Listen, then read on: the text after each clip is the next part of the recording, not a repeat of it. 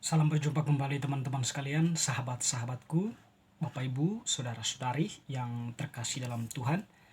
Pada kesempatan ini saya mengajak kita kembali untuk mempersiapkan lagi sedikit waktunya mendengarkan sabda Tuhan. Sabda Tuhan yang akan didengarkan kita ambil dari Penginjil Matius bab 25 ayat 31 sampai 46. Penghakiman terakhir. Apabila Anak Manusia datang dalam kemuliaannya dan semua malaikat bersama-sama dengan Dia, maka Ia akan bersemayam di atas tahta kemuliaannya. Lalu semua bangsa akan dikumpulkan di hadapannya, dan Ia akan memisahkan mereka seorang daripada seorang, sama seperti gembala memisahkan domba dari kambing. Dan Ia akan menempatkan domba-domba di sebelah kanannya dan kambing-kambing di sebelah kirinya. Dan raja itu akan berkata kepada mereka yang di sebelah kanannya, "Mari, hai kamu yang diberkati oleh Bapa-Ku, terimalah kerajaan yang telah disediakan bagimu sejak dunia dijadikan. Sebab ketika aku lapar, kamu memberi aku makan. Ketika ketika aku ketika aku haus, kamu memberi aku minum. Ketika aku seorang asing, kamu memberi aku tumpangan.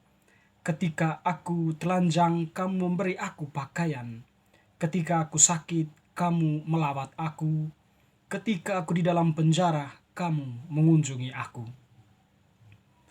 Maka orang-orang benar itu akan menjawab dia katanya, "Tuhan, bila manakah kami melihat engkau lapar dan kami memberi engkau makan, atau haus dan kami memberi engkau minum?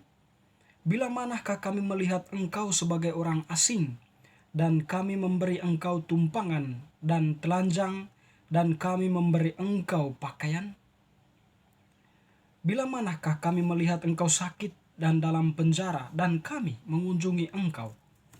Dan raja itu akan menjawab mereka, "Aku berkata kepadamu, sesungguhnya segala sesuatu yang kamu lakukan untuk salah seorang dari saudaraku yang paling hina ini, kamu telah melakukannya untuk aku."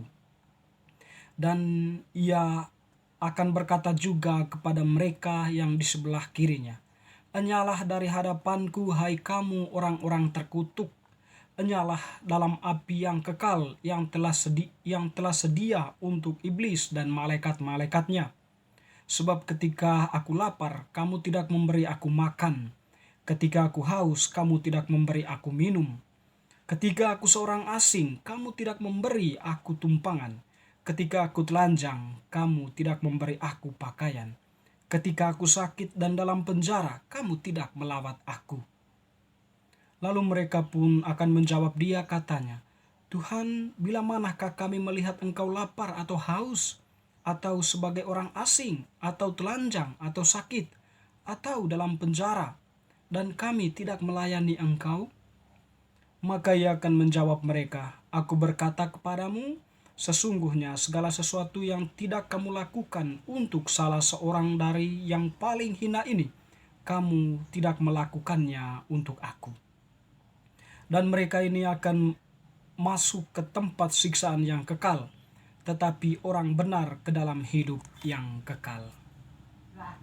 Demikianlah Injil Tuhan, terpujilah Kristus.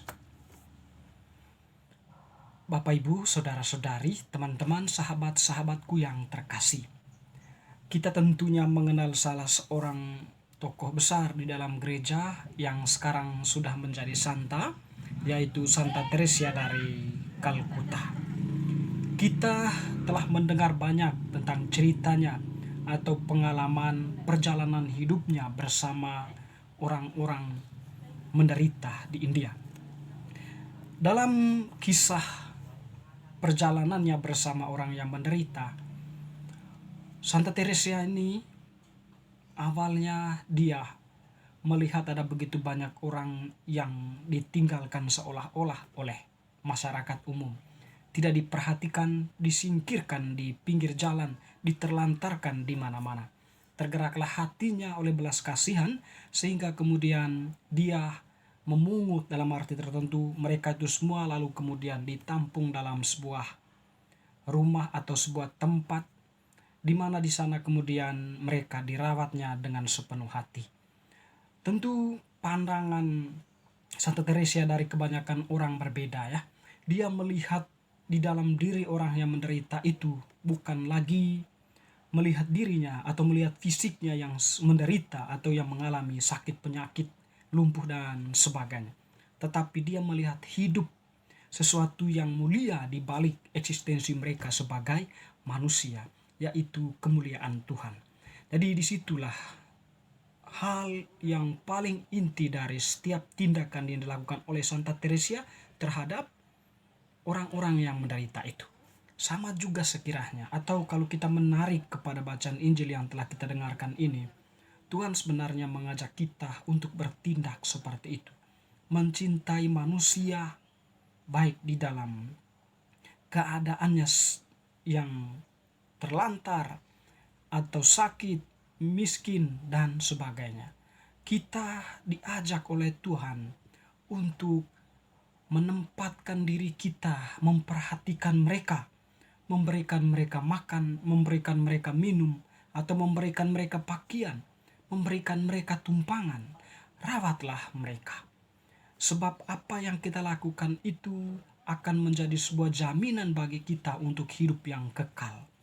Dan saya pikir juga Santa Teresa dari Kalkuta sudah melihat hal itu. Dan mungkin saat ini dia sedang mendiami tempat yang telah dijanjikan Tuhan untuknya. Dan juga teman-teman saudara-saudari yang terkasih, setiap kita yang melakukan tindakan-tindakan baik itu, saatnya akan mengalami kehidupan yang kekal itu.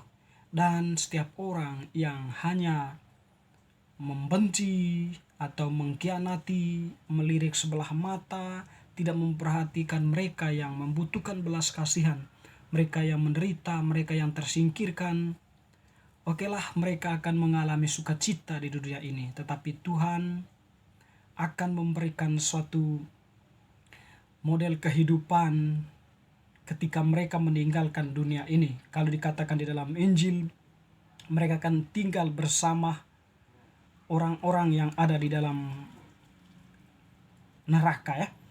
Di mana di sana mereka akan mengalami penderitaan. Teman-teman saudara-saudariku yang terkasih, bacaan hari ini sekiranya meneguhkan kita teristimewa di saat masa atau momen Prapaskah ini untuk terus membenah diri kita, menyadari terus akan seruan-seruan Tuhan di dalam kitab suci, bacaan-bacaan Injil, maupun di dalam bacaan-bacaan kitab suci perjanjian lama, renungan-renungan para hierarkis gereja, para uskup, para imam, diakon, dan sebagainya. Mereka semua itu menyerukan apa yang menjadi kehendak Allah. Sekiranya kita menghayati itu di dalam hidup kita, agar hidup kita itu menjadi bermakna bagi yang lain, bagi Tuhan tentunya. Sehingga pada penghakiman terakhir kita akan ditempatkan di sisi kanan Tuhan dan akan menikmati kemuliaan yang disediakan untuk Tuhan bagi kita masing-masing. Tinggalkanlah ego kita, masuklah ke dalam diri, dalam kerendahan diri kita, dan tunduklah kepada Tuhan. Setialah pada apa yang menjadi ajarannya, apa yang menjadi ajakan-ajakannya untuk kita. Apa yang Tuhan ajarkan, apa yang Tuhan kehendaki bagi kita, itu semua adalah jaminan untuk memasuki hidup yang kekal. Semoga